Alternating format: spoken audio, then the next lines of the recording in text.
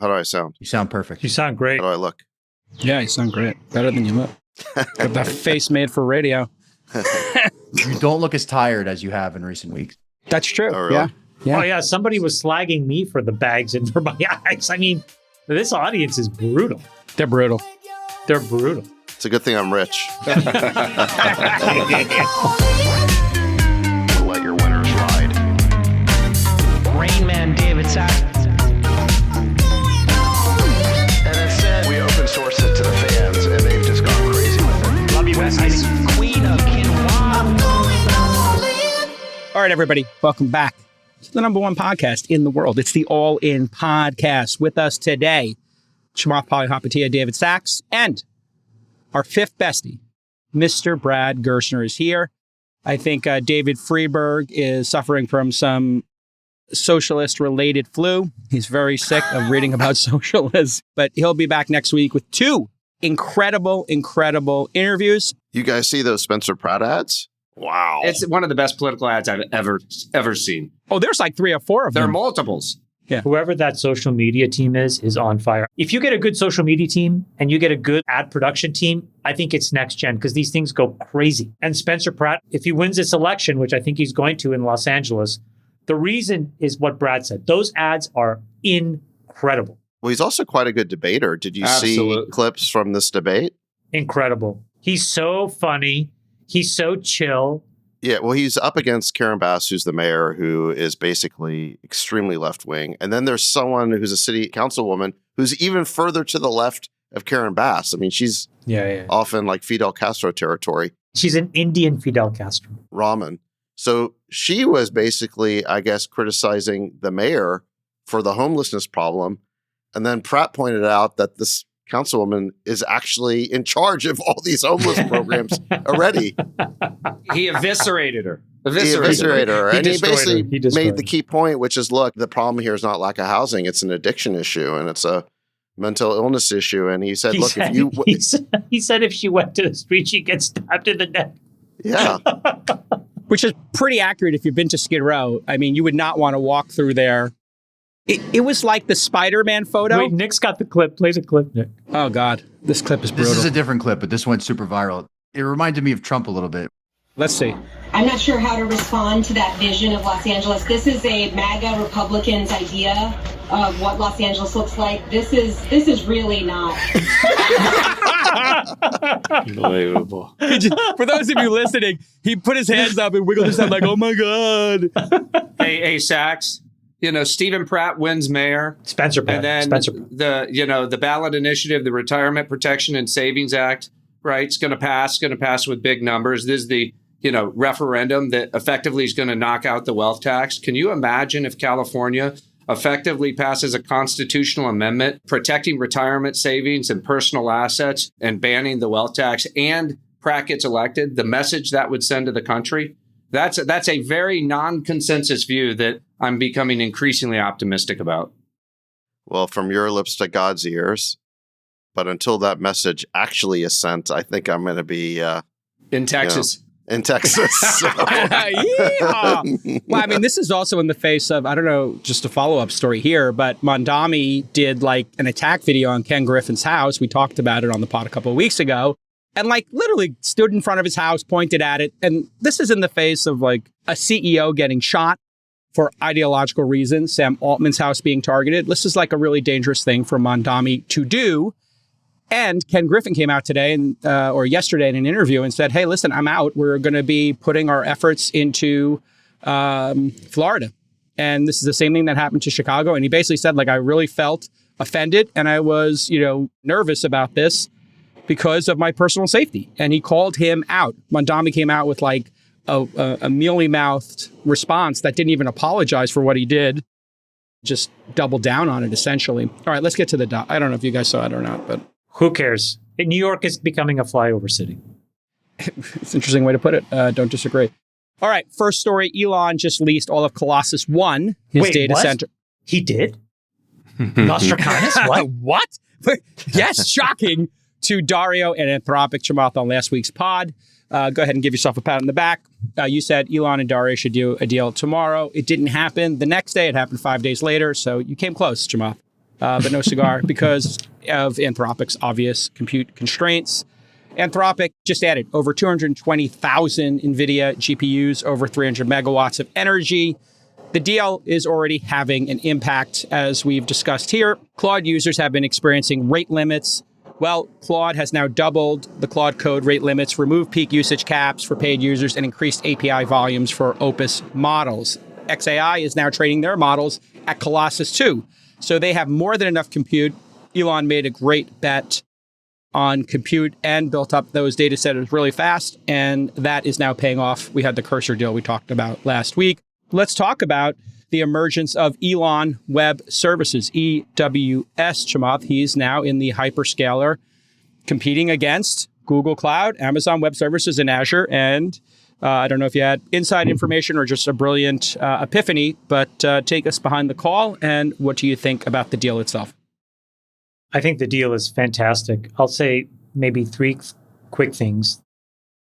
The first is, as I mentioned a couple weeks ago, Anthropic and OpenAI's revenue performance has nothing to do with demand. Zero.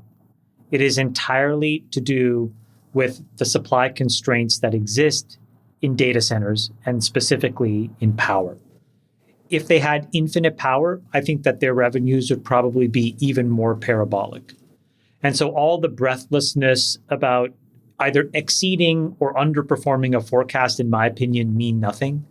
I think the 5-year view for those two companies is quite robust. The thing that they really need is more compute and more power. That's the first thing. The second thing is, while they need that, we have a very big problem, which is we unfortunately have very poor leadership at the head of most of these AI firms. I think they are coming off as untrustworthy or too self-interested. The political reaction now is starting to turn negative. The community reaction is negative. You have about 9 gigawatts that are supposed to come online this year. Almost 50% of it now is being protested. More than likely, if history holds, most of that will get turned off. So they will get even more supply constrained. So that's the setup. So what's the opportunity? I think for Elon, if you look inside of how people try to nitpick the SpaceX valuation case, or let's be more generous. When people try to paint the bear case or they try to red team the valuation, the biggest element is the on-the-come value around the orbital data centers. And by actually landing a bunch of terrestrial capacity, I think you start to blunt that. Because you can now start to say that even if the orbital data centers get delayed by a few months or a few quarters, even if the technological de-risking of it takes longer, he now has a structural core business that will effectively subsidize his ability to train Grok, which I think is a really important and underreported theme. So you have all this infrastructure. He somehow saw the tea leaves before most people. He built to a level of scale and secured power before most people. It has now become the critical asset. And now he's kind of king-making. And I think that that's a really interesting valuation reinforcement as SpaceX goes through testing the waters and the roadshow. Brad, your take. Yeah, no, I think it's well said. I mean, first, we know that there's nobody better on planet Earth than Elon at converting electrons to tokens. It's a critically important evolution to the story. You know, I think our friend Sean McGuire, he sent out a tweet that summed it up well. And he said SpaceX has this 5-layer cake: launch, connectivity, compute, hyperscaler, space data centers, and then applications and models, and then other bets, right? The question on the roadshow has been, but X.AI isn't on the revenue trajectory of OpenAI and Anthropic, and yet there are huge commitments. And now we see the ace card that Elon's playing. He said he was building AWS all along, or EWS all along. And so I estimate that this is going to generate in this year an incremental $4 to $5 billion of revenue on top of what I've seen analyst estimates in the mid-20s. That's a material amount of incremental revenue to offset the cost of the investments that he's made here. And that will subsidize, to Chamath's point, all that he's investing to build the next generation of Grok. Remember, too, that he has 3 facilities, Colossus, Macro Hard, and Macro Harder, 1.2 gigawatts in Macro Hard and Macro Harder in Blackwell. So he's given the one that's kind of less connected, H100s, great for inference, to Anthropic. He's monetizing it in a big way. It's terrific for Anthropic. And it solves what I think was the biggest question in the valuation story, which is, what if he spends ahead of X.AI's revenue? It takes the pressure, Chamath, off X.AI delivering immediate revenue. Now he becomes an immediate competitor in the hyperscaler. I don't think this is the last announcement. I think he's going to make a lot more moves in this direction. I think it will be a material part of their story and their revenue projections as they come together. And I would just say, finally, again, everybody has talked about how we don't have enough power, how we don't have enough compute, how the revenues would not show up this year, but the chaos that is American capitalism somehow finds a way. Okay. Mm-hmm. And there's tremendous demand for Anthropic, and we find a way. I was so happy to see kind of the detente and the kind exchange between the team of Anthropic and Elon, because we need all of this in order to produce American frontier models to stay at the frontier. And then finally, I'd just say, Chamath, you referenced these activists that are protesting, delaying these data centers in these localities. One thing I want to dispel this myth. This is not like organic, hyper-local protests by people in a community that aren't being spurred on.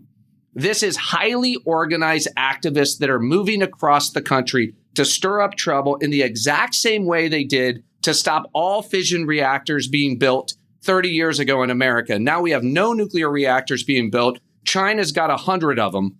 Who was funding those activists? I think we need to really look into who's funding the activists now. I'm not saying that there aren't any concerns, but the misinformation about water, the misinformation about electricity bills are going up in the places that are not building data centers, New York and California, because they haven't built any supply on the grid. In Texas, where you're building the most data centers in the country, electricity costs are going down. So I think that's a boogeyman that we got to take on.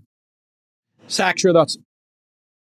Well, look, the deal is highly complementary, as Chamath and Brad pointed out. SpaceX has a profitable, I think very profitable, space and telecommunications Starlink business, the satellite business. But the XAI business had huge losses. The reason's pretty straightforward. You need these super large training clusters, but they cost a lot of money. And until you have a model that's capable of competing at the frontier, you're not making any revenue. And that problem is compounded by the fact that right now, all the revenue is in enterprise, which is to say coding. We know that XAI just did that deal with Cursor to try and catch up, but they don't have a coding product yet. So they're not participating in the revenue, but they're participating in all of the costs. So this deal fixes that problem. Elon's now able to have a frontier model company, but he's able to now not have these massive unpaid for CapEx commitments, right? Because he's able to kind of lease that capacity. So I think it solves a major problem for them and their balance sheet. And then you have to say that for Anthropic, this is a really great thing because they were compute constrained. And just to build on that point, I mean, I guess let me be the first to congratulate Dario on winning the AI race. And you've been, let's be honest, Sachs, on this podcast, you've been moderately critical of that company and Dario himself for being, a little P-doomer 110. And on your X account, you've been even a little spicier. So now that there's peace in the Middle East of the AI business, what's your take here? My take is, look, let's just honestly and accurately assess where the state of this AI market is at right now and Anthropic's place within it. So for the last 3 years, Anthropic has been growing at a rate of 10x a year. I think going into this year, probably the conventional wisdom was that there'd be no way to sustain that kind of rate of growth at this level of scale. And what happened in the first 4 months of the year? First, we find out that from January 1st to March 31st, they grew from roughly 10 billion of ARR to 30 billion. So it tripled. And then in April, if anything, the rate of increase seemed to accelerate. They went from 30 to 44 billion of ARR. Nobody in Silicon Valley has ever seen anything like it. Forget about the rest of the country. I mean, all we do in Silicon Valley is deal with exponentials, and still people have never seen that kind of growth at that level of scale. The only thing holding them back in the future was compute. Now they've made this deal. They've made other deals as well to get that compute. I think it's pretty much a foregone conclusion that they will hit that forecast of 10x this year, exiting the year at, call it, roughly 100 billion of ARR. And now the only question is whether they hit $1 trillion in 2027. And we can debate whether that's getting on board. No, we can debate whether that's true or not. But look, if they do that, I think they'll easily be the most valuable tech company in history. In fact, they might even be more valuable than the rest of the Mag 7 put together. Just to give people some basis for comparison here, the biggest tech companies, Apple, Nvidia, Google. Apple. I think they kind of do around 400 to 500 billion a year right now of revenue. I mean, I guess Nvidia is in a little bit of a different category, but you look at the Google. hyperscalers, the three hyperscalers. Yeah. I mean, Google is doing what, like 120 billion a quarter, something like that, 100 billion a quarter. Correct. But growing at what, 20% year over year? Not 100%. It's certainly not 1,000%. So the fact that Anthropic could be on track, in fact, let me correct that. You see them going to the Mag 8. It'll be a Mag 8. I'm saying something else, which is that unless something about their current trajectory changes, Anthropic will be the most powerful monopoly ever created in human history. Oh. Again, it will be, $1 trillion of ARR growing at some exponential. Interesting. Dario calls it AGI. I call it the biggest monopoly in human history. Interesting to hear that word monopoly, Sachs. Very interesting placement. Chamath, go ahead. And then Apple in 2025 was 420 billion. Microsoft was 300 billion. Alphabet was 390 billion. Amazon, 700 billion. Nvidia, 190 billion. Meta, 185 billion. Tesla, 110 billion. Total, about 2.3 to 2.35 trillion. So if Sachs is right and Anthropic, can tack on $1 trillion, it won't be the Mag 7, it'll be the Mag 1. Just to put it in perspective, though, Dario on Dworkish said he thought the combined AI revenue of the market leaders would be about $1 trillion in 29. I love what you're saying, Sachs. I think there is unlimited TAM. We may be over our skis a little bit in terms of, the forecast. If you back your way from compute, right? They expect to have 5 gigs by the end of this year, 10 gigs by the end of next year. It's kind of hard to get to those numbers for a single company, but I do believe that the, trajectory that they're on, I totally agree with you, is on an exponential that not many people believed in 4 months ago. Right. So then the question is, okay, I think we all agree they're on an exponential curve and that the TAM is big enough to support that. Just one data point on TAM. My understanding of the total market size just on coding is 1 trillion, meaning that $1 trillion a year roughly is spent on software developers and all things related to the creation of software. Now, I'm not saying that they eat that entire market, but I can easily see the market for software I think it's doubling. More than that. Well, hold on, doubling from $1 trillion to $2 trillion, given that coding tokens basically 10x's or 100x's the value of that market and the ability to generate code. So I think we all agree that the TAM here is large enough to support $1 trillion of revenue. Brad, I think you bring up a couple of really important constraints. First, there may not be enough compute and there's not enough energy. I'd say the second big one is, what's the competitive reaction going to be? Totally. Because I would say at the beginning of this year, all these frontier labs were playing around with a lot of different things. I mean, Anthropic was the porcupine. They believed in one thing. All these other companies were kind of acting like the fox who thinks they're good at a lot of different things. They were doing Nano Banana. They were doing Sora. They were doing, they were doing image generation. They were doing fantasy character chatbots. In hindsight, they were doing a lot of things that appear to be kind of a waste of time. The whole market appears now to be coding and the things that we built on coding tokens, like Cowork, like agents. And so there is going to be a competitive response here where all the other guys realize, oh, wait a second, we were misfocused. They're going to get focused. I just don't know how much share they're going to be able to take. It does look like OpenAI has already made the pivot. We hear very good things about Codex now based on GPT 5.5. 5.5 is based on a new base model called SPUD. I think they're very optimistic about continuing improvements. Their rate of growth appears to be accelerating now because of 5.5.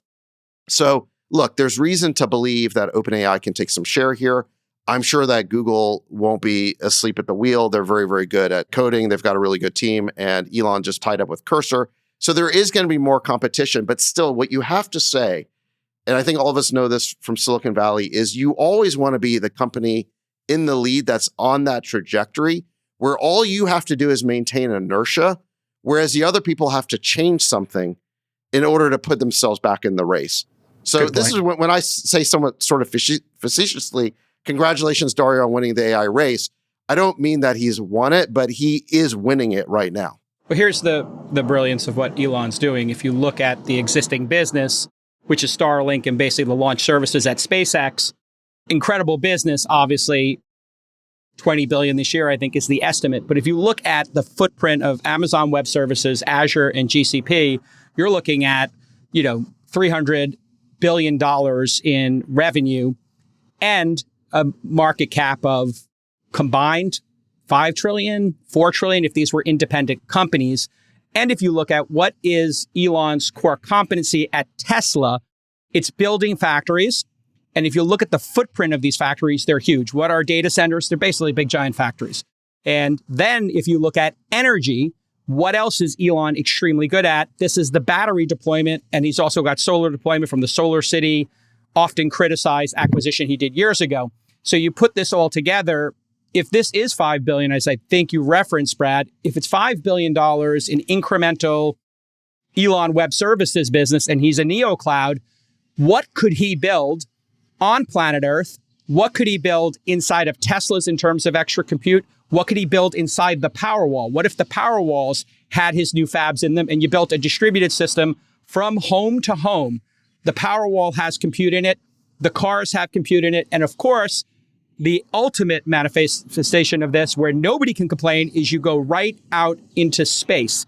And that's what he's going to do. And the sneaky small part of this announcement from Elon and from Anthropic and Dario was they're also interested in space.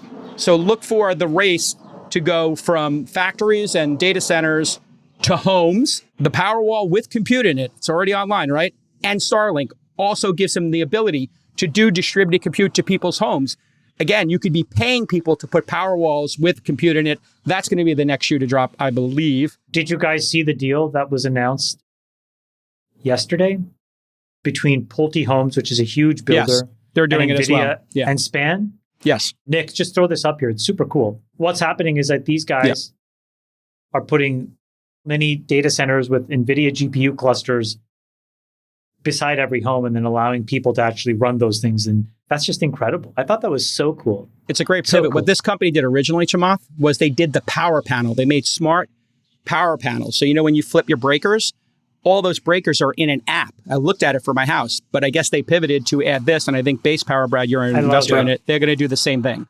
Yep, Zach Dell's doing that. One of the things I just say in response, Jason, to what you just said about Elon, right? This is why the SpaceX IPO is going to trade at 40 to 50 times revenue. Okay, so next year, if they do 40 to 50 billion and this thing goes out at 2 trillion, right, that they're going to trade at a really high revenue multiple compared to the Mag 5 that are trading at like 25 times earnings. And there's only one person on the planet who has a future pipeline of innovation and the largest TAM in the world because he's playing in all these different spaces that can command that multiple, and it's Elon, and it's deserved, and it's great for the country. Tesla has that same Elon variable in it as well, which is people value his companies at, I would say, 2 times market, 3 times market, 4 times market because of the future pipeline. You guys, and they devalue Apple because they don't have somebody like Elon or Steve Jobs there who is giving them the future. I don't think it's devalued. I think or properly valued if you don't have an Elon and you have somebody like, I think that's exactly what it is. We talked about this last week, but explain why you think it's different. I think all of these companies are actually very fairly valued. And then Elon World gets a premium. Totally. And that premium is because of what you guys said. That I agree with. The big message that I take away from this, which the markets and retail are telling you, is you guys have stopped innovating. There's a lot of incrementalism, and we as a society aren't benefiting broadly the way that you told us we would be. And so maybe this is the best way for them to get this message, which is to whack their valuation. And by the way, I'll just say it again. When Tesla and SpaceX merge and we have all things Elon and Elon Corp, okay, which will happen, probably by the end of the year. Maybe it'll happen in the middle of next year. It's going to then break everybody's brains again because you'll have this one asset, as you guys said, that will trade at a valuation premium. And some people will say it's unexplainable. And I think it's logically explainable, which is everybody else has stopped innovating. People know how to draw more blood from the stone, how to target better ads. That does nothing for society anymore. Yeah, that's literally. In fact, it does the opposite. There is no good left. That was literally the exact point I was making when you cut me off. If you look, Tim Cook's greatest innovation, before you cut me off, was Apple TV. Not even the hardware product. It was just spending money and making a Netflix knockoff. There's been no other product Hold on, let me finish again before you interrupt me making my point. Oh, you don't like that? Oh, you don't like being interrupted? Oh, no. Oh, yeah. Well, okay. Okay, go back to Interesting. Hot meat kettle. If you look at their track record, and I think this is why we had a change there, is they have not done anything innovative. And in fact, the things they were doing that were innovating in AI or self-driving cars, they shut down. They won't take any swings for the bat. So they are getting penalized in their valuation. They're not getting penalized. They're just not getting a premium. They're not getting penalized. I think they're getting penalized. By every metric, they're trading at incredible valuations. Just look at them. Oh, no. I mean, if you compare the two valuations, I think they're being penalized. Anyway, anybody else want to get in on this before we move on to the next one? Yeah. There is no world in which Google and Meta and Apple and Amazon could be viewed as being penalized in valuation.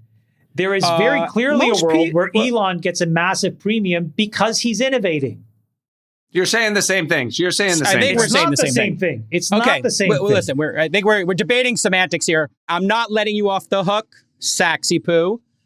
When Sachs is very deliberate in how he speaks, they said he's the captain of the debate club in his 20,000 word article this week, and that he's a master debater. He's a masturbator. And you slipped it in. Are you saying that the FTC or whoever should be going in and looking at Anthropic? Brad's book is getting attacked headwinds. You said they're a monopoly or they're heading to monopoly tactics. Sachs, is that what you're saying?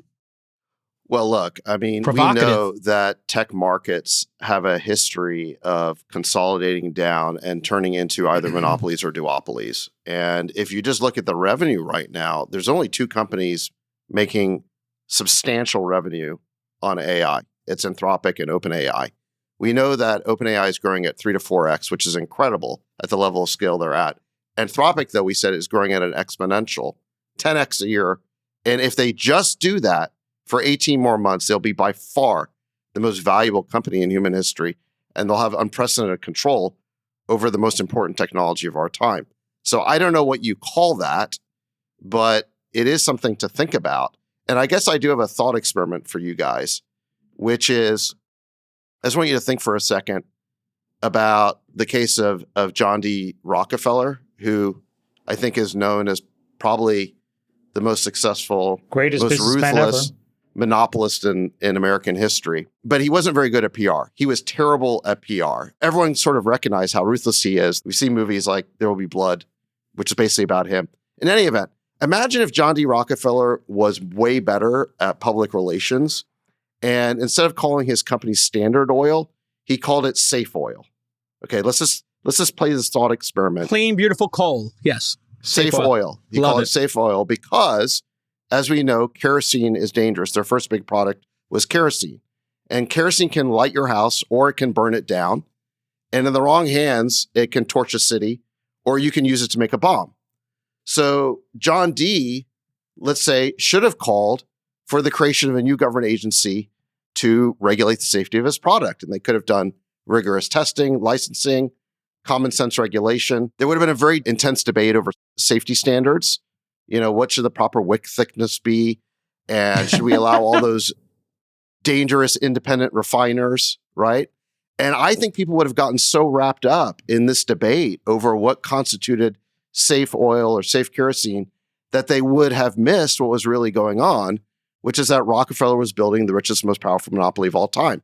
In fact, people might even have called Rockefeller an effective altruist because, of course, he was so concerned about the safety of his product. I love it. Shout out to David Sachs's writers. Great writers.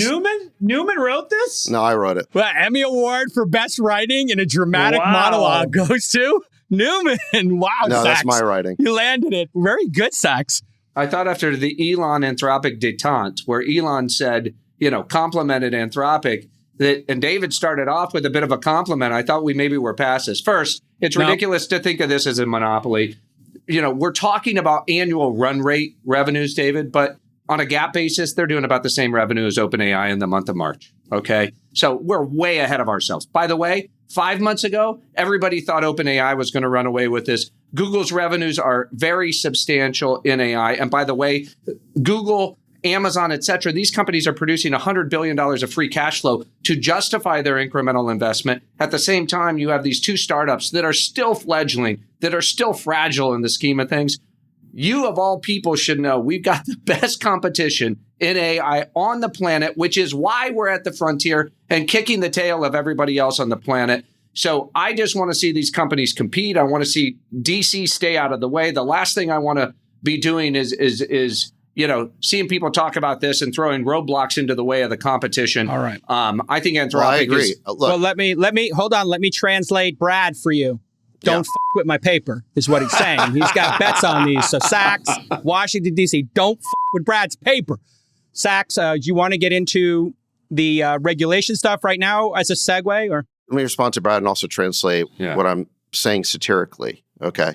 Satirically. So, first of all, nobody wants to see these companies compete vigorously more than me. That was the whole premise of the action plan that we worked on last year is we want to bring out the best in everyone. This is how America's going to win the AI race. We have 5 major labs vigorously competing. And as long as that competition is taking place, that I think that's a good thing. Doesn't mean we can't have guardrails and the rest of it, but basically competition should be our North Star. All of that being said, okay, what I am pointing out, and I think it's historically true, that people in Washington have woken up to monopolies on the late side, not early, right? Because, I mean, once a company has won 80% of the market, that's when they wake up and say, oh, we have a monopoly here. And I'm not saying that they have a monopoly yet, but if the trajectory continues for just 18 more months, then I think it will be in this unprecedentedly powerful position. I mean, and hold on. And I don't think people should be distracted from that fact by this rhetoric around safety, because someone like Rockefeller could have used it too. And I do think, I mean, just like one last point on this, I do think that if you actually look at what a lot of the safetiest policies are calling for, they're basically calling for a form of regulatory capture. And they're calling for things that would create a stronger moat around this monopoly or duopoly that's in the process of being created. And it would get in the way of competition. So again, I think that people might not have such a charitable view of all of this safety rhetoric if they understood that what was being created here is the biggest monopoly in human history. And I think we should just be a little bit more skeptical about some of these altruistic claims. I can't believe that David is like, talking monopolies when we haven't even left the starting gate of AI. I think this is to me, there's only 2 companies with revenue. The last thing I want is DC trying to preemptively, which would be like a disastrous consequence, get in the game of picking winners and losers at the starting line of AI. That would be a disaster. Brad, did you just put another soapbox on top of the soapbox you were standing on? Look, Brad, like I said, my North Star is competition. As long as there's competition going on, I support it. However, hold on. We know that monopolists want to stop competition, and they use regulatory capture to do it. And furthermore, they do things like ban their competitors from using their product.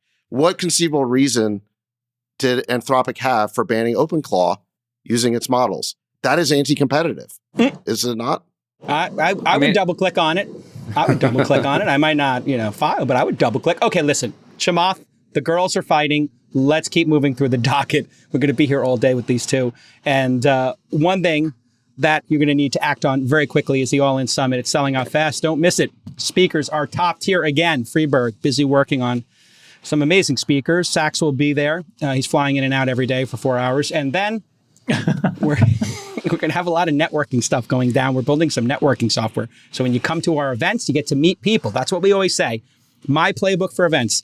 If you learn something from the speakers every day, 1 or 2 things, if you meet somebody new and you eat some great food and have some fun, you get 2 or 3 of those things. Man, even if you get 1, you're going to come back to the event. You're going to get all 3 all day long. allin.com/events, Los Angeles, September 13th, 14th, and 15th. Apologies to everybody asking, but liquidity is sold out and we've shut down the wait list. There's just no more room. All right, the White House allegedly, possibly is considering, according to reports, an FDA for AI that would vet, you heard that correct, folks, that would vet new models for safety. The thing we've been talking about not doing here, the thing David Sachs has spent the last year on, the White House is considering. New York Times reported Trump is considering an executive order to create an, quote, AI working group. This group would include tech execs and government officials who would, quote, examine potential oversight procedures, including, quote, a review process for new AI models. According to the report, the catalyst was, wait for it, Anthropic's Mythos model, which reportedly scared, spooked, made people really nervous at the White House. Quote, the White House wants to avoid any political repercussions if a devastating AI-enabled cyber attack were to occur. They want a CYA, according to the New York Times. Kevin Hassett, that guy, the director of the National Economic Council, confirmed the report on Fox Business. Here's your 15-second clip. We're studying possibly an executive order to give a clear roadmap to everybody about how this is going to go and how future AIs that also potentially create vulnerabilities should go through a process so that, you know, they're released to the wild after they've been proven safe, just like an FDA drug. Additionally, friend of the pod, Scott Besson, had something to say. What we had in the past month was a step change in the power of one large language model, but we're going to see it from the other AI companies. What we are determined to do is work with our AI companies to allow them to continue innovate, but our charge of the U.S. government is maintaining safety. And there is a very important calculus here between innovation and safety. And at the U.S. government, we're going to make sure that things stay safe. There you go, Kevin Hassett and Besant. Slightly different positions here, Brad. What do you think? Actually, I don't think they're slightly different positions, but I would agree that Kevin bringing up the FDA kind of muddied the waters. I talked to Kevin last night after that clip ran, and I asked him, I just said, do you think FDA is the right analog here? And he said, I was only bringing it up to say that we want them to show us the models so that we can coordinate them. Obviously, our job is to make sure that the government is prepared, that we harden our systems, that our intelligence agencies are up to speed. But he does not think, and I can't find anybody on the right, that believes that we're going to move to an approval regime, right? The approval regime, this idea that you're going to have to share every model with an FDA in Washington, and they're going to have to pre-approve the model, is a disaster. Sachs has been effectively fighting against this correctly over the course of the last year. It would lead to 3 bad things. Number one, we do not want to put the Washington in the position of picking winners and losers when it comes to these models. We're winning. We're on the winning horse in America. We're out in front of the rest of the world. There's no reason to change horses and regimes at this point. And we don't want to burden this with more democracy. But at the same time, obviously, I call these pre-AGI or AGI models, Mistral, Spud, etc. I see a lot of coordination going on between the industry and government. I think we can do an even better job of evolving that framework so that everybody in government is on the same page. We need to build more capacity in government to quickly be able to do the cyber review on these models. Right now, it takes too long when the coordination does occur. So we need to have a finite amount of time that they get government feedback, et cetera. But the last thing that we want is an FDA of models sitting in Washington. Kevin understands that. Scott Besson understands that. So I expect that we will continue down the path that we've been on. Chamath, obviously, I think we all agree we don't need an FDA for AI, but there are things that reasonably people would want to have guardrails around AI. I'm sure you would agree. It shouldn't be a total free-for-all. So what's your take on this? Is it just somebody gave a bad analogy here, or maybe some people were weaseling their way into the White House to try to shift things when Sachs was back at home or something? What's going on here? Give us the, because that's what people say. They say the last person to talk to Trump kind of has his ear and that things can bend a certain way. I don't think it's that. I think that there's a pretty profound vibe shift with respect to tech oligarchs, Silicon Valley, and particularly the AI. That vibe shift has already happened on Main Street. And I think that that's starting to seep into Washington. I think that regulations are coming. I think they'll be worse under a Democratic regime, but I think that some form of oversight is going to exist under a Republican regime. The question that I think is worth asking is why? And if you listen to everybody's tone, it's all around the negatives of AI. So I think we suffer from two things. Number one is we have horrible messaging. Nobody spends the time and the money to articulate the positive upside case so that there's broad-based support. And two, the idea that there's going to be, as Sachs said earlier, a few winners and many, many, many potential losers, I think is really disconcerting to everybody. And the response from the tech community, again, should be the leadership of the tech world coming together and actually reinvesting in America writ large. They're not doing that in enough of a scale that blunts this. So what you're seeing is the buildup of antibodies. Is it avoidable? Yes. Are we doing a good job of avoiding it? Absolutely not. We're doing a horrible job. I'd give the community, the tech leaders, a D-, trending to an F. The response is what we're seeing. So I think the question, Jason, isn't regulation, no regulation. It's why did we get here? And I think we got here because the other version, the glass half full version, the demonstrated investment, the broad-based uplifting of American society hasn't happened. And if it has, it's been very poorly communicated. And so the response is, hey, hold on, we're going to give three guys $1 trillion net worths and we're going to allow them to control the keys. That's why this is happening. Exactly correct. And it's very easy, Sachs, to imagine all the bad things that can happen. Our minds are constructed to do that. We're vigilant. We look out for the tiger or, the tornado to keep ourselves safe. Humans have a bias towards safety, and they're going to think about, deep fakes. They're going to think about robotics. They're going to think about self-driving cars taking people's jobs. They're going to think about, all the dark things that could happen, bioweapons, et cetera. And we don't have anybody out there really talking about all the positives that could happen. What's your take on the palace intrigue we all have here? What's going on in the palace, in the 47th administration, around this debate? Who's leading Trump down the path of regulation and creating this AI FDA? We know you're part of the camp that wants to keep this train moving and not overregulate and not have regulatory capture. Who are the people trying to slow this down? Well, look, I think there's several things going on here. The first one is there's a lot of fake news. This whole idea of an FDA for AI, I don't think any senior official supports it, just like Brad was saying. I spoke to Hassett as well. That's not where his head is at. So I don't think anybody in the administration is saying they want an FDA for AI. Certainly, I don't think that's the way the president thinks about these issues. He's the most pro-innovation president we've ever had. And the White House Chief of Staff, Susie Wallace, just put out a statement last night that I think pretty much shoots this down. So I think there's a big fake news component. Remember, it was not really the White House who was saying it, was the New York Times. And really, I think actually Andrew Ross Sorkin, I'm not criticizing him, but he's a commentator and he's the one who said this first.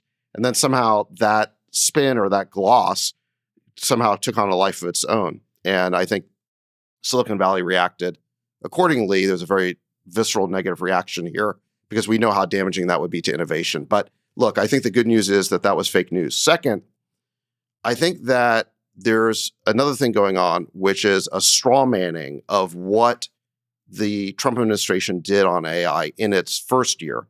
And in the same way that they want to spin this FDA for AI, they're also trying to spin what we did as this completely laissez-faire attitude where there'd be no regulations whatsoever, no guardrails. It's a way of criticizing what we did. They're trying to portray it as unsafe.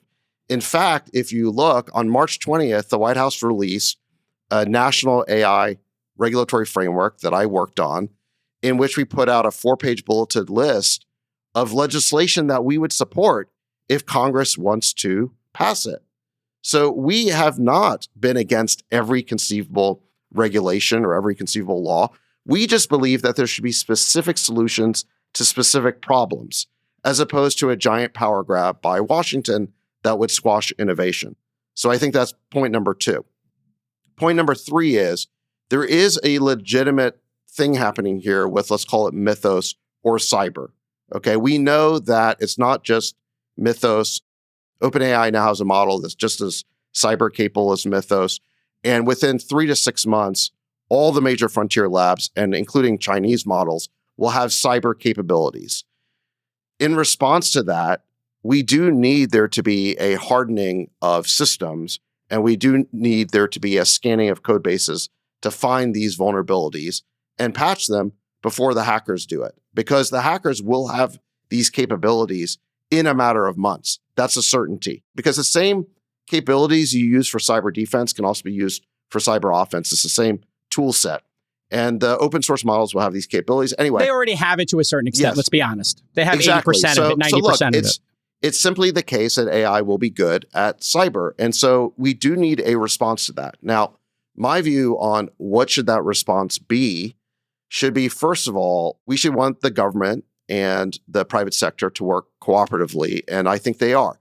We have a giant cybersecurity industry in the United States whose sole job it is to protect systems and protect against breaches. We have the best companies in the world at doing that. So, we have exactly. CrowdStrike, we have Palo Alto Networks, we talked about that before. We have the best defense. Right, exactly. And so what we should be doing, I think, is getting these tools, Mythos and then the OpenAI model and others like it, in the hands of our cybersecurity industry. And by the way, not just the public companies like Palo Alto Networks and CrowdStrike, although certainly they're two of the most noteworthy, but there's also some incredibly strong startups on the way up. Oh, there's a long tail of that hundreds. are at the cutting edge of doing AI-powered pen testing and all the rest of it. We need to get these tools into their hands as quickly as possible, because they're a force multiplier for all the companies out there that aren't that good at cybersecurity, or maybe they've got IT departments. They can use these companies as vendors. So I think that there is a role for us to play. Can I ask you a question? Yeah. Do you think that the models should have a KYC wrapper going forward? KYC, for the audience, is know your customer. Yeah. Yeah. So really what it would mean is that identity. Before you can use Mythos, you have to identify yourself so that we can try to know that you're not a state-sponsored actor or a bad guy. I think that's the type of thing that we should be thinking about.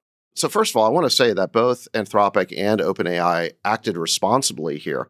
No one was trying to release these super powerful models. So in a way, all the people who are saying that we need pre-release approvals for models, they're trying to solve a problem that didn't exist. They self-regulated. Yeah, which is the ideal situation. OpenAI wasn't trying to release this. They all understood the power and they were all acting responsibly. They understood the ramifications, they would have been sued. So there is a self-policing going on here, which is the ultimate way to do this. Yes. But to your point, Chamath, look, I think that before giving your API for a super powerful model, you should not give that to a company or an actor you don't know who they are.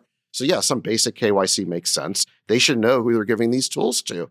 And I guess my view on the Mythos preview and whatever the equivalent is of what OpenAI is doing is that we very rapidly need to get these tools into the hands of more good guys. You need to know who those good guys are. You need to know who they are. So KYC is like a predicate for that, right? And you got to know who just they to are. be clear, we'd all agree that if you did have identity for those frontier models, which they're probably doing anyway right now, and you logged what people were doing with them to look for security breaches, that wouldn't necessarily happen when you released it to the public because of privacy issues. Here's your Poly market for Trump ordering a federal review of AI models by May 31st, 21% chance. I think to our partner at Poly Market, man, I got to get in here. Do I have inside information here being the world's greatest moderator on this podcast, or can I collect this money, Chamath? What am I going to do here? I would do not place a bet, J.Cal. Don't place a bet? Don't place a bet. But anyway, place a bet. To okay. Chamath's point, I mean, look, I think we're kind of workshopping this in real time. We are, which is good. I think that for the preview period, we should definitely have KYC. Maybe What about logging? Well, look, once you're past the preview period and it's in general release, I'm not sure if the KYC matters as much because so many people are going to have it. But during the preview period, there should be KYC. Let me just say one thing.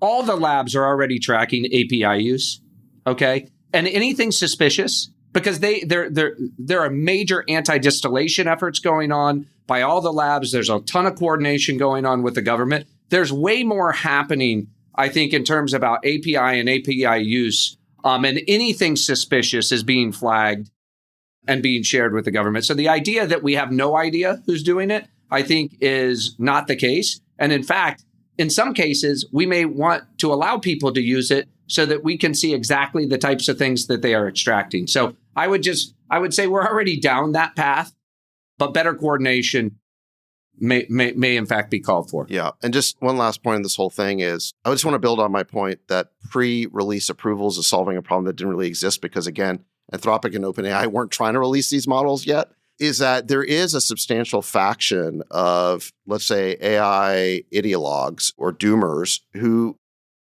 are basically employing the classic never let a crisis go to waste strategy, right? That yes, we do have this cyber issue that is real. Everyone needs to harden their systems now over the next 3 to 6 months. That is a real issue. But that is a problem that we will solve over the next 6 months. We have to. But what they're trying to do is use that issue to try and create a permanent new infrastructure in Washington. Again, I don't think that's not the administration's intention. That's not the administration's agenda. But you saw a lot of people on social media, a lot of the think tanks, and even Bernie Sanders weighed in. And he said, for the first time, I like something that the Trump administration wants to do. The administration understands the 1% of the 1% attacks, and everybody understands that this is out of control. The AI is going to take the jobs. They're going to take my summer home. It's going to be terrible. So there are people who have this agenda. Yeah. Look, Bernie Sanders just wants to stop the progress. I mean, he wants to ban data centers. He's put out a bunch of... They're terrible. He basically has bought into the whole doomer narrative. So look, that's why he likes the FDA idea, is because it would put the kibosh on innovation. It's enough already. Let's go back to paper and pen. It was a better society, Sachs. Jason, what do you think?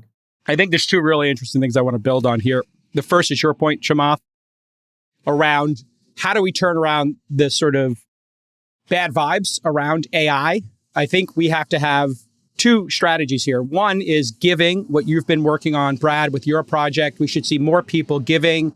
There's no reason why NVIDIA, SpaceX, when they go public, Anthropic, when they go public, OpenAI, if and when they go public, or if they stay as nonprofit, there's no reason those folks in an IPO couldn't give a portion of the IPO to every American citizen. So IPO-K, IPO for kids, they all take, whatever it is, 5%, 1%, whatever they choose, and they put it into the Invest America accounts. And we should see some major giving from the people who are becoming trillionaires, 100 billionaires, whatever it happens to be. There's no reason not to. But those people haven't been doing that. We had this giving pledge, which was a little bit of virtue signaling, and it wasn't real. It was just, at the end of your life, you promise to give away half your money. So let's have something real. Let's have something where, people say, I'm going to give away 1% of my stock over the next 20 years of my life. Every year, 1% will go into Invest America, whatever it is. It won't cost anybody anything. You can't spend this money, whether it's Bezos or whoever. Second, in that same thing in terms of giving back, we have not talked about how massive this could be for health and extending people's life and reducing suffering.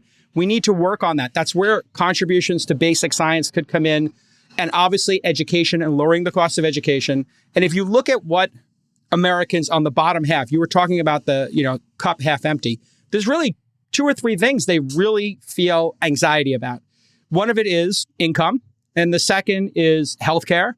And on the margins, housing and their kids' education, the cost of those things. We should really take a look deeply at, and I know this is very unpopular amongst capitalists, including myself, we should really look at the minimum wage and study what happened in New Zealand, Sweden, Switzerland, Australia when they raised it. What actually happened when they raised it, and there was a lot of hand-wringing about it, but when they slowly raised it, what they found was those consumers don't save money, they spend it. They're always behind the 8 ball in terms of their spending. We should opt in to trying to raise the minimum wage company by company by company, and just give people who are at the end of the spectrum that understanding that, hey, year over year, whether it's Amazon or Target, et cetera, restaurants, we're all collectively going to add a little bit to that minimum wage and try to lift the bottom third of society. That's the stuff we're not talking about. We don't talk about it here on this podcast. We don't talk about universal health care. We don't talk about the minimum wage, but that's what capitalists should be talking about. And if we did that, if we increase the minimum wage, and I'm not a socialist, I'm a capitalist who think this is good for capitalism.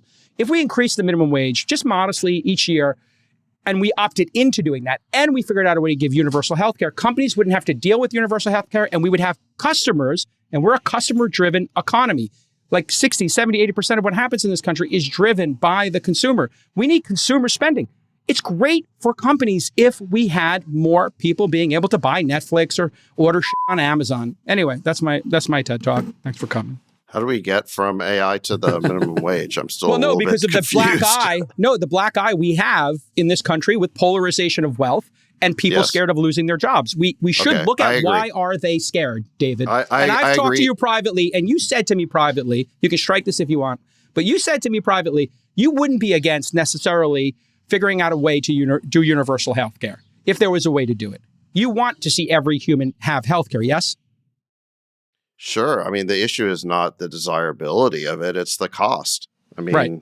So you're a great entrepreneur of our time. How would you do it? Have you given any cycles to it? I haven't studied that issue, so I don't know. I just Convenient. know that. How about you study it?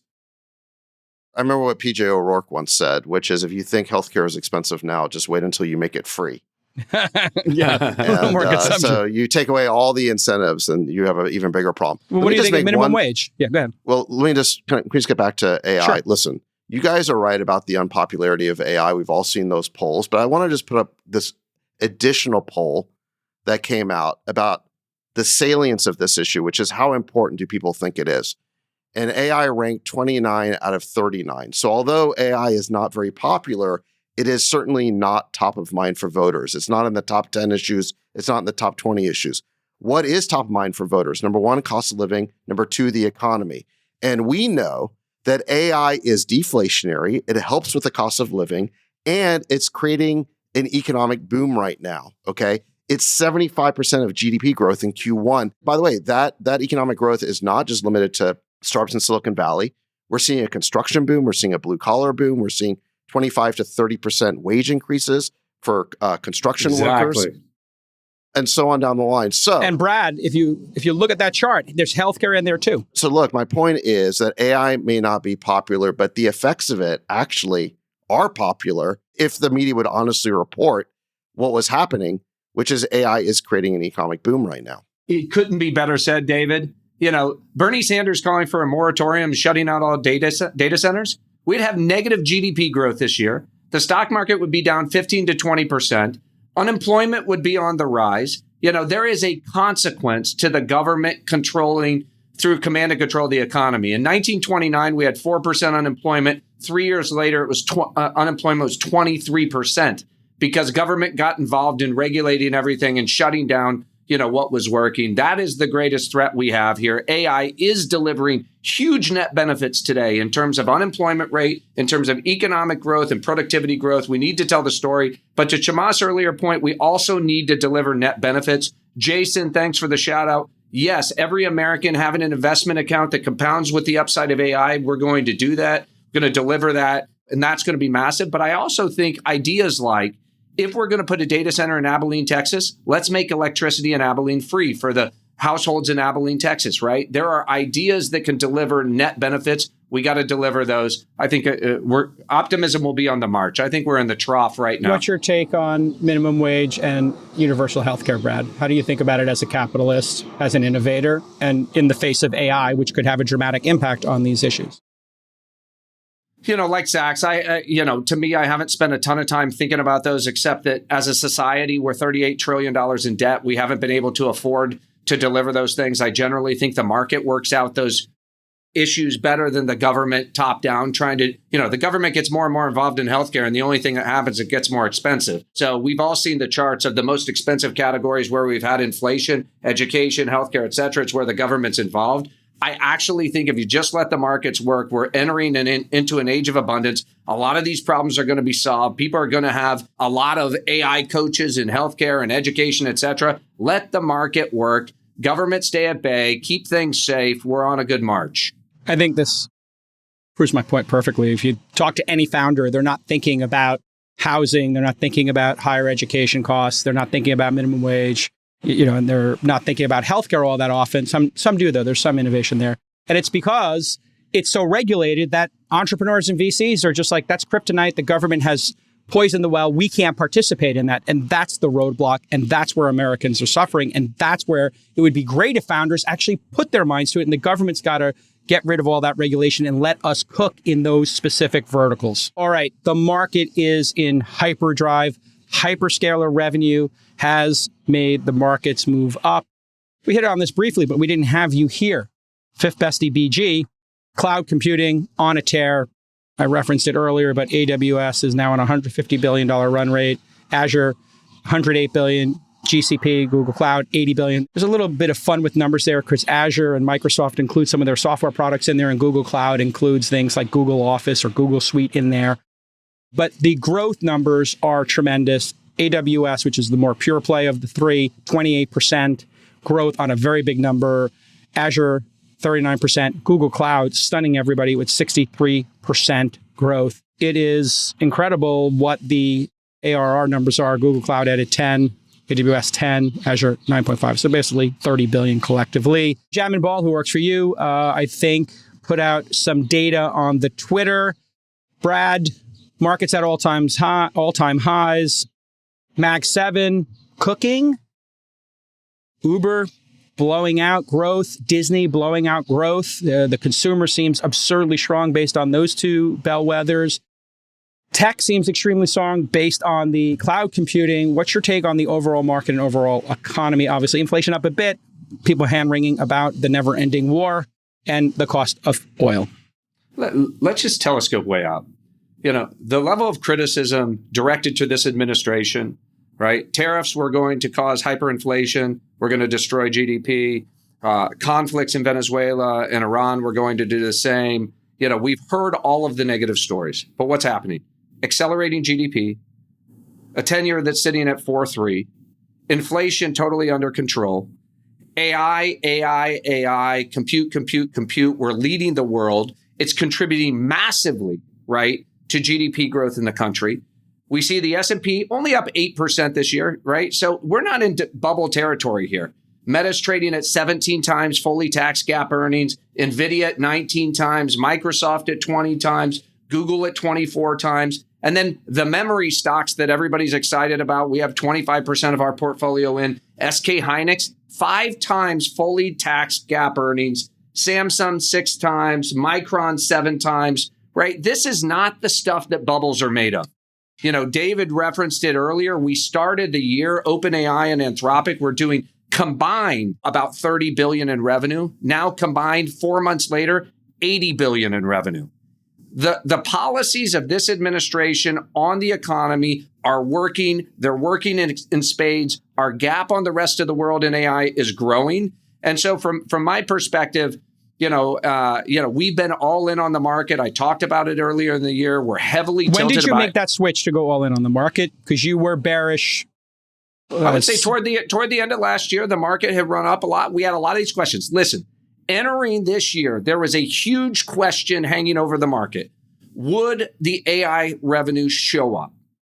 If the Anthropic revenues hadn't shown up and we didn't see this reacceleration out of the hyperscalers, the market would be down 10 to 15% because people would say there's no ROI on all of this investment in infrastructure. Exactly. When I saw the numbers start showing up in December and into January, we went from medium to large in terms of our exposures, and 80% of our exposures or more have been in compute, AI, memory, etc. And this is why it's great to operate in the private market and the public market, because you can see things in the private markets that inform the public markets. But the question remains, Brad, how much better would the economy have been doing?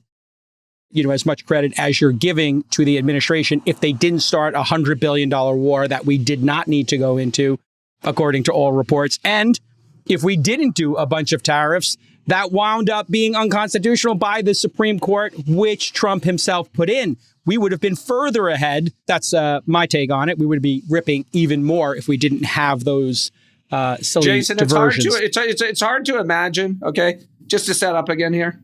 It's hard to imagine a more Goldilocks situation for the United States of America. We have reset the table geopolitically. The discount rate globally is actually coming down, not going up, evidenced by markets at all-time high and the bond market in control. And then look at the private markets. We have multiple trillion-dollar companies that have been created in the private markets that are now coming public. SpaceX coming public is going to be a multi-trillion-dollar, OpenAI, Anthropic. At some point, you just have to acknowledge USA is winning. Of course, there are always things that we could be doing better, but there's not a country on the world that wouldn't trade all of its fortune for the United States fortune today. 100% in agreement. American exceptionalism as embodied by the great companies in America, SpaceX, Google, et cetera, all the ones we've been talking here. That is the story. And I give infinite credit to this administration for being business friendly.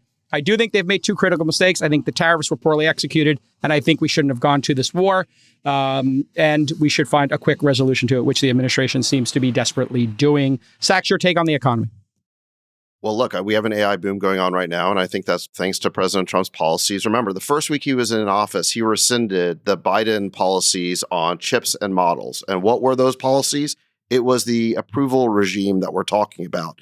Models would have to go to Washington to get approved if they were trained with some number of flops, and then every sale of a GPU worldwide would have to be licensed from Washington unless it fit into some narrow exemptions. So the whole approach of the Biden administration that President Trump inherited was everything approved in Washington. He rescinded that. He declared that we had to win the AI race, and he unleashed our companies to do that. Now, one other really important thing is energy. Remember, it was this president going back a decade who said, drill, baby, drill. He said, we have to unleash American energy. That's the basis for the American economy. It's also the basis for AI. He also has said that he wanted to allow our AI companies to become energy companies so they could bring their own power to these data centers. So they're not drawing off the grid. They're not competing with consumers for electricity. They're generating their own power. And it's thanks to this president that we have seen this blue-collar construction boom right now, powering all of this infrastructure. What would the alternative have been? We know. I mean, Bernie Sanders has said it. Would have been banned on data centers. So yeah, I think you need to give taxes, credit ban where it's data due. centers. That would be a much worse choice. Chamath, I'll give you the last word here as we wrap on the economy generally. I think the markets are going to keep going up for a while.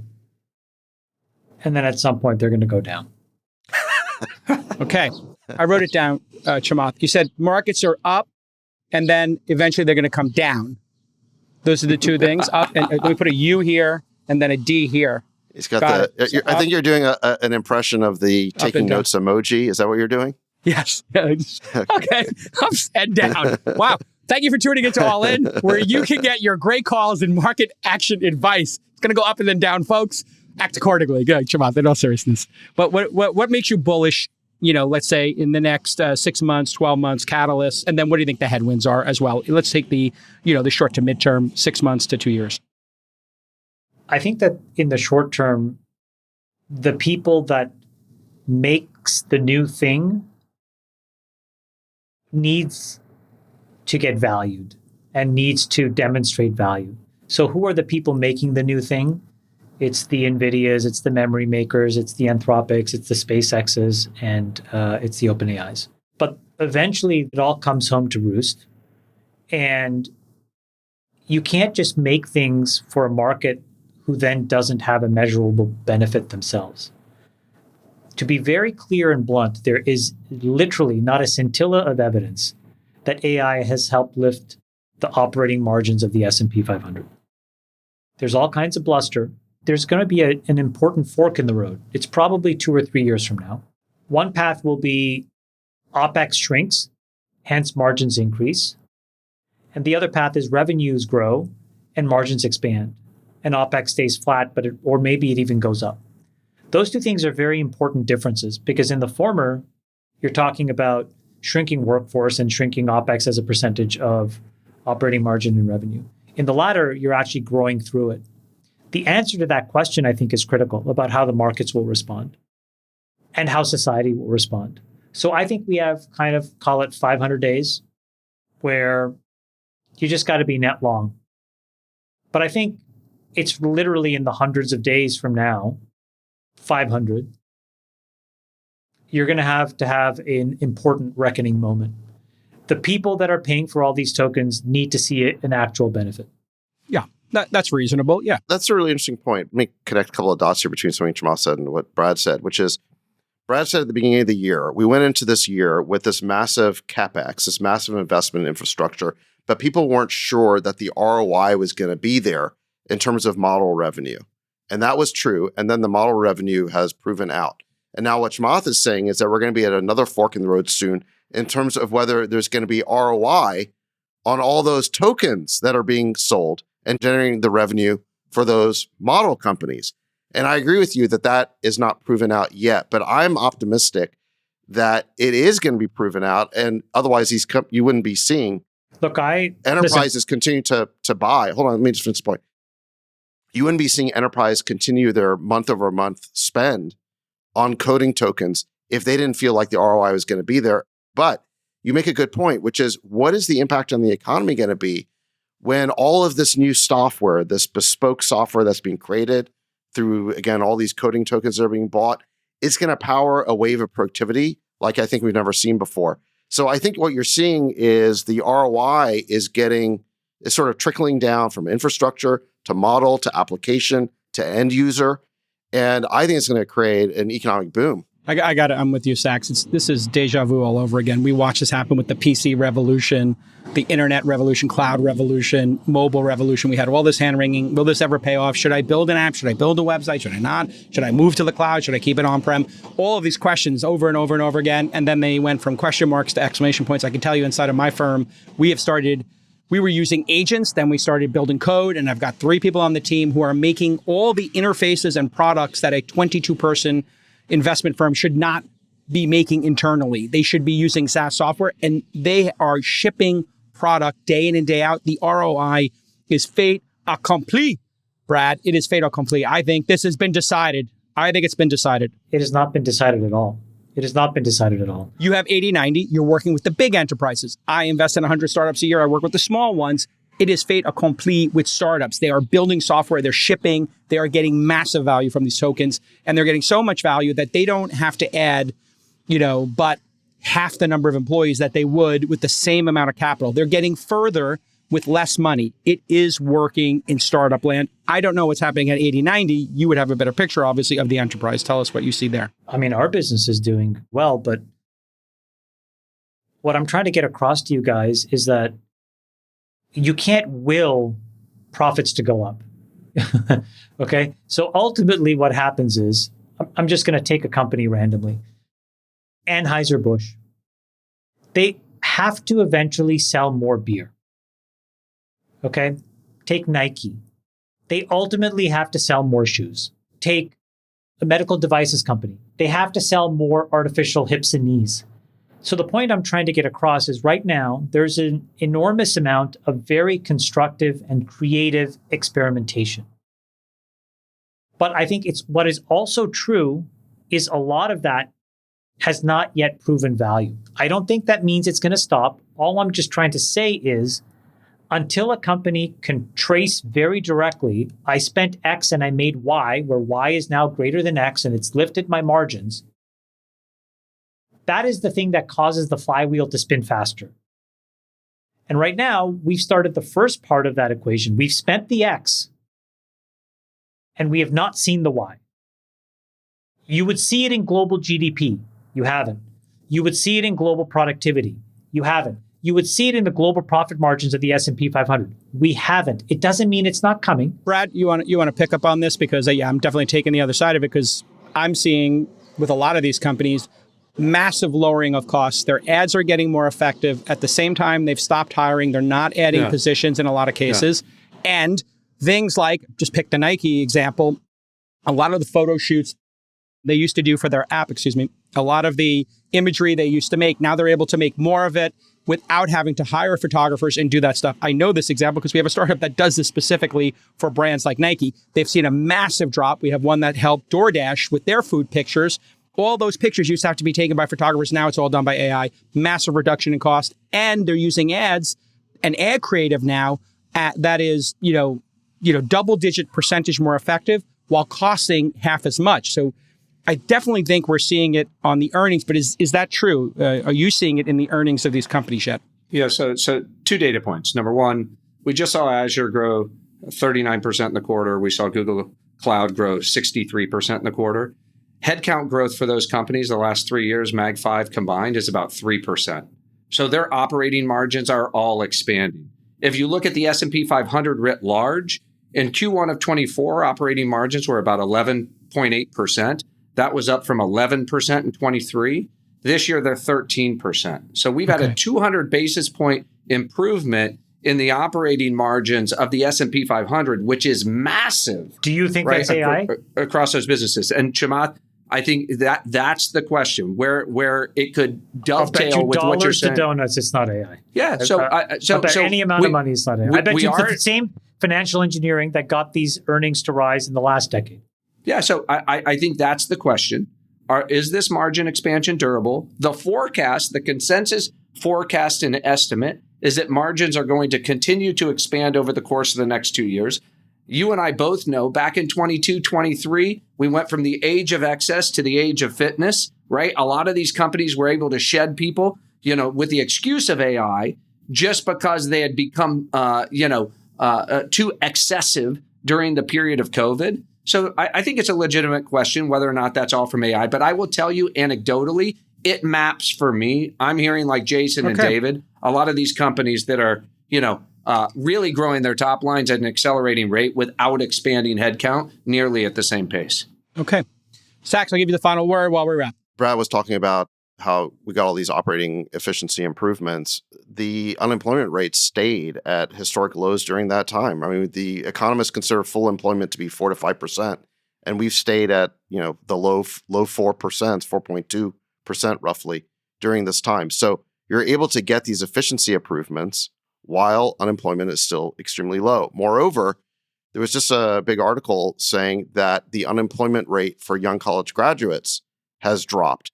So, there was this whole narrative recently that recent college graduates were going to have the hardest time finding jobs because, there's going to be no work left for entry-level jobs because of AI.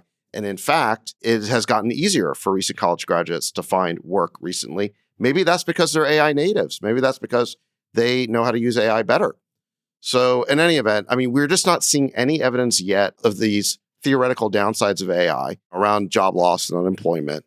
And we are starting to see big productivity gains. Yeah, this is going to be a circular discussion, but yeah, there's a lot of conflicting evidence. The last piece of conflicting evidence, obviously, is the labor participation rate, because if you are not even opting in to participate, then you don't get counted as unemployed. And that's been, I think, a big challenge. 61.9% in March, labor participation rate. Back in before COVID, we were at 63.3. Yeah, and college graduates are hearing different stories. Certain degrees getting jobs, other ones not getting jobs. It's too early to tell, I think, is probably what we all agree in, and it's a mixed bag. No, I don't agree with that. No, it's not. Look, whenever I have data to refute one of your narratives, you always say it's too soon to tell. No. What I Headline, do? Wall Street Journal. Nick put it on the screen. College graduates are finally catching a break in this job market. Yeah. Jake, you should be happy about this. No, I'm happy anybody gets a job. But what you do is then you say we don't trust the numbers and we should get rid of the Fed and we should get rid of the numbers. So we all know the debate. We should get rid of the Fed. No, that was Chamath. But you chose Chamath. Let's get rid of the Fed because we don't like the numbers. Listen, it's all great. Come on. Welcome to the debate club. What did I say? You said abolish the Fed. Abolish the Fed. What is the Fed here for? All right, listen, enough. We're getting into Trump derangement syndrome or Trump bend the knee syndrome. It's the end of the show. We had a great show, everybody. We had some laughs. We all learned. We workshopped some stuff. Let's leave it where it is. Great job, President Trump. I want to congratulate. Oh, here we go. I want to congratulate all of our innovators, and I want to congratulate Elon and Dario D. Rockefeller on their recent deal. Oh, shots fired. He's getting straight. Come on the program anytime, Dario. Hey, you know Dario well, Brad. Get him on the program. Next week, I want him on the program. Have him come on. Will you ask him for me? Will you ask him for me? Well, sure, I'll ask him. And the fact of the matter is, I think our lucky stars that we have Elon, that we have Anthropic, that we have OpenAI, that we have Google, that we have Amazon, all innovating in this country. And, I know we like to, kind of poke fun on the edges of these things. But the fact of the matter is, I see them all showing up, sharing their models, driving as hard as they can to innovate. We have the best competitive framework in the country. David's right. It's been transformed over the course of the last 14 months. We need to stay the course. We're on the winning horse. We just had the Derby last week. There it is. We're on the winning horse. Stay on the horse. America for the win. America for the win. There it is, Senator Brad Gerstner. I think if you're going to run, you got to get rid of the red glasses. We got to get maybe tortoiseshells in there, but I think you got a serious shot, Senator Gerstner. I like secretary better. Secretary. Secretary of the Treasury, Brad Gerstner. Secretariat.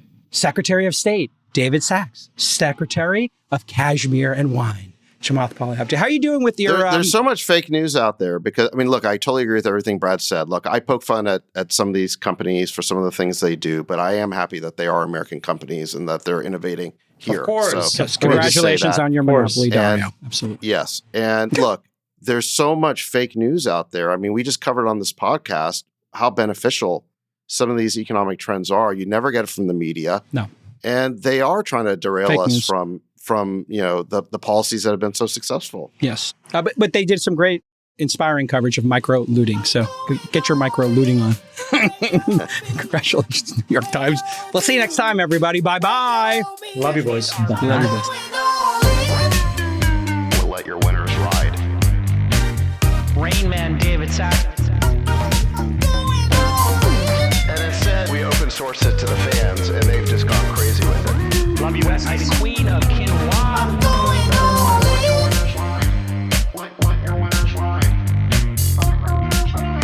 Besties are back. That is my dog taking a notice in your driveway.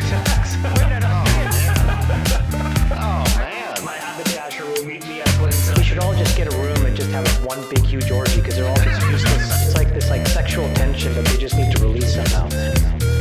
Wet your beak. Wet your beak. We need to get merch. Besties are back. I'm going all in.